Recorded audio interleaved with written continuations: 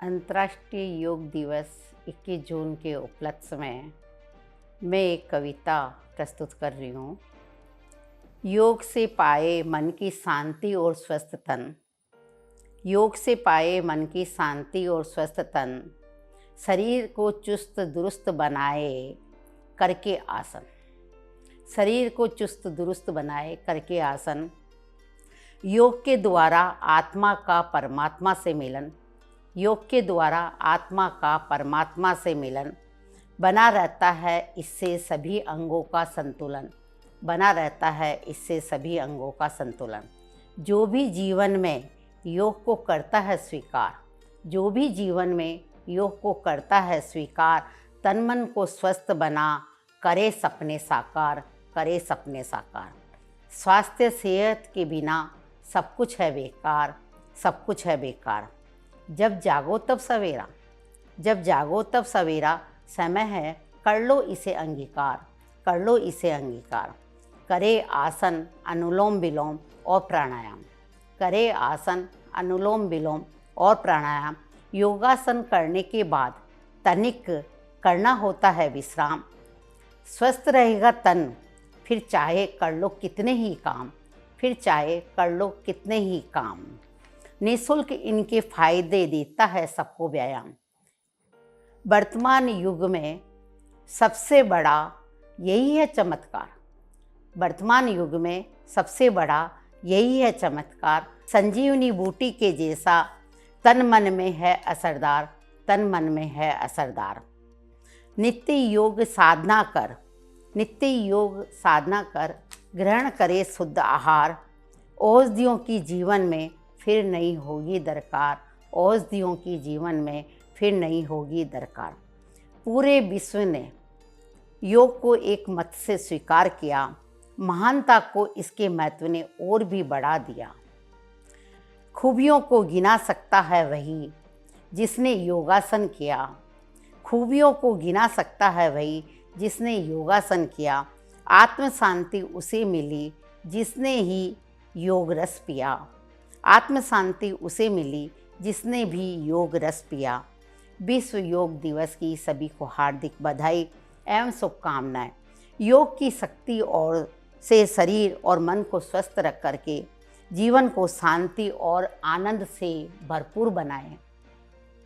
इन्हीं योग दिवस के बारे में, इसकी महत्ता के बारे में मैं और बताना चाहूँगी कि योग हमारे प्राचीन संस्कृति, प्राचीन ऋषि मुनियों की देन है, जिन्होंने इस योग को एक कला के रूप में जिया और इसको एक विशिष्ट कला के रूप में हमारी मन की शांति, हमारी इंद्रियों की अखंड शक्ति, हमारे बुद्धि में ज्ञान, अखंड ज्ञान, सबकी प्राप्ति इस योग से संभव है। और आज के इस आधुनिक युग में, कंप्यूटर युग में, तकनीकी युग में इस योग की महत्ता को और ज़्यादा स्वीकार करना चाहिए और सभी को इसे अपनाना चाहिए। अपने दैनिक जीवन में जैसे हम अपनी दैनिक क्रियाएं करते हैं, इसी तरह से यह भी एक दैनिक क्रिया होनी चाहिए। तभी सभी स्वस्थ रह सकेंगे, अपने मन को शांत रख सकेंगे और अपने बुद्धि को प्रबल बनाकर अपनी स्मरण शक्ति को भी तेज कर सकेंगे और अपने कार्य में कर्मठ रहते हुए असीम सफलता हासिल कर सकते हैं और जो भी जिनके सपने हैं वो उन्हें पूरे कर सकते हैं। योग के बारे में मैं मेरे जीवन का अनुभव बताना चाहूँगी कि मैंने 2011 से देख करके योग चालू किया, जब मैं थोड़ा स्वास्थ्य के प्रति, क्योंकि एलर्जिक प्रॉब्लम थी मेरे को और कुछ शारीरिक प्रॉब्लम भी थी, पर नियमित योग करने से करीब आधा घंटा ही योग करती थी मैं, किंतु कपालभाति, अनुलोम विलोम और अन्य आसन करने से मेरी साल भर में ही एलर्जिक प्रॉब्लम न के बराबर हो गई। अभी मुझे किसी से कोई एलर्जी नहीं है और अन्य कोई शारीरिक घुटनों की प्रॉब्लम या कमर की प्रॉब्लम थी तो वो भी योग या एक्सरसाइज करने से सही हो गई।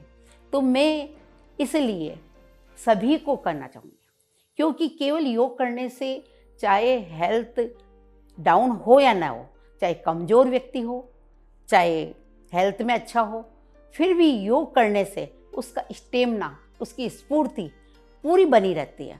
और पूरे दिन जब अपन सुबह मॉर्निंग में अगर योग कर लेते हैं तो पूरे दिन की हमेशा ताजगी बनी रहेगी और आप बिना थके हर पूरे दिन काम कर सकते हैं। जैसे मैं मेरा बताती हूँ कि मेरे में जो एक स्टेमिना आया और आज भी बिना रुके बिना रेस्ट किए पूरे सुबह से लेके शाम तक वर्क कर सकती हूँ, कार्य कर सकती हूँ।